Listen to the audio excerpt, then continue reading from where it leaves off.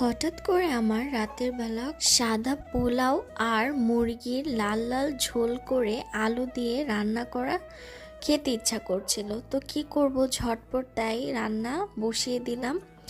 So hello everyone, আসসালামু আলাইকুম, welcome to my channel Mim's cooking baking diary.